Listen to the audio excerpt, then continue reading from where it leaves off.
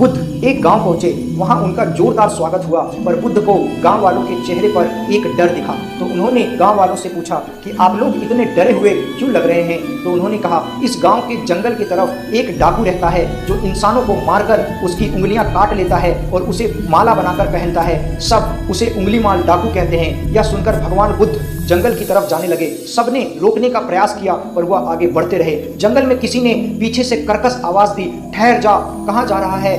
बुद्ध रुक गए और पीछे पलट कर देखा तो उंगली की माला पहने हुए एक खूंखार काला व्यक्ति तलवार लिए खड़ा था। बुद्ध ने शांत और मधुर स्वर में कहा, मैं तो ठहर गया हूँ, तू कब ठहरेगा। उंगली माल ने कहा, तुझे मुझसे डर नहीं लगता। तो बुद्ध ने कहा, तुझसे क्या डरना, डरना तो उससे है जो सच में ताकतवर है। अगर तुम ताकतवर हो तो पेड़ से 10 पत्ते तोड़कर दिखाओ। उंगली माल हंसने लगा और पेड़ से 10 पत्ते तोड़कर ले आए। बुद्ध ने कहा, अब इसे फिर से जोड़कर दिखाओ। उंगली माल डाकू बुद्ध के चरणों में गिर गया। बुद्ध एक गांव पहुंचे। वहां उनका जोरदार स्वागत हुआ, पर बुद्ध को गांव वालों के चेहरे पर एक डर दिखा। तो उन्होंने गांव वालों से पूछा कि आप लोग इतने डरे हुए क्यों लग रहे हैं। तो उन्होंने कहा, इस गांव के जंगल की तरफ एक डाकू रहता है जो इंसानों को मारकर उसकी उंगलियां काट लेता है और उसे माला बनाकर पहनता है। सब उसे उंगली माल डाकू कहते हैं। यह सुनकर भगवान बुद्ध जंगल की तरफ जाने लगे। सबने रोकने का प्रयास किया, पर वह आगे बढ़ते रहे। जंगल में किसी ने पीछे से कर्कश आवाज दी, ठहर जा, कहाँ जा रहा है।